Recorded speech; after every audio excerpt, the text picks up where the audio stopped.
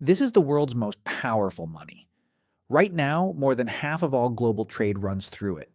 Every oil deal, every central bank vault, every emergency loan between nations, the dollar sits in the middle. But there's a crack in the foundation. The United States owes more than $34 trillion. That number grows by a trillion roughly every 100 days. And a rising list of countries are quietly building ways to stop using the dollar at all. So the question people keep asking is simple. Could the dollar actually crash? By the end of this, you'll understand exactly what would have to break, and why the thing that protects the dollar is also the thing that could destroy it. Let's climb from the smallest threats up to the one that actually matters. Threat number 6. Inflation. What does inflation really do to a currency? It doesn't announce a crash. It just quietly eats the value from the inside. In 2022, US inflation hit levels not seen in 40 years. A dollar that bought a full basket of groceries suddenly bought two-thirds of it. That's the important part. Inflation isn't the dollar disappearing overnight. It's the dollar shrinking slowly, while the number on the bill stays the same. But inflation alone has never crashed the dollar. It's an annoyance, not a killer. So we climb higher. Threat number 5. The national debt. Here's the question. If a country owes more than it earns, why doesn't it just collapse? Because the United States doesn't pay the debt back. It pays the interest on it, then borrows again. For years, that interest was almost free. Then rates rose. And now America spends over $1 trillion a year just on interest, more than it spends on its entire military. Compare that to the last rung. Inflation made your money worth less. This debt is a weight the country carries every single day, and it's getting heavier. But debt still isn't the crash. Japan owes far more relative to its size and hasn't collapsed. So we keep climbing. Threat number 4, losing the reserve. Why does the whole world hold dollars in the first place? Because for 80 years, the dollar has been the currency nations trust when everything else fails.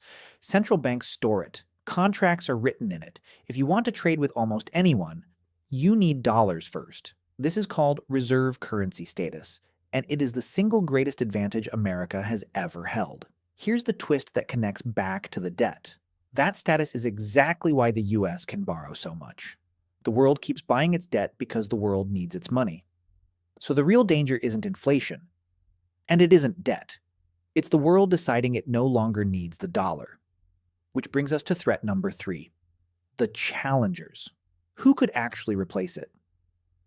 China has spent years pushing its own currency into global trade. Russia, cut off by sanctions, started selling oil in other currencies. A group of nations now openly talks about a system that skips the dollar entirely. Each one is a small hole in the dam. But compare them to the dollar's grip.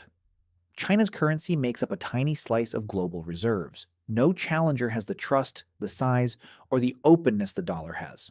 Not yet. A crack is not a collapse. So we go higher. Threat number 2. Weaponizing the dollar. Here's the uncomfortable truth. America's greatest strength has started acting like a weapon. When the US freezes a country's dollar assets or cuts it out of the global payment system, it can cripple that nation overnight. It's incredibly effective, but every time it happens, the rest of the world takes note. And this ties directly back to the challengers. Every sanction is a reason for another country to think, what if that's me next? What if I need a way out of the dollar before I'm forced out?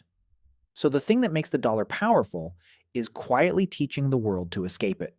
Which brings us to number 1, the real way the dollar crashes. And it's not an invasion, it's not a rival currency, it's something far simpler: trust. The dollar is only worth something because everyone agrees it is. It isn't backed by gold. It's backed by belief. Belief that America will pay its debts, that its economy will hold, that its money will still matter tomorrow. A crash doesn't begin with an enemy. It begins with a moment when enough people all at once stop believing.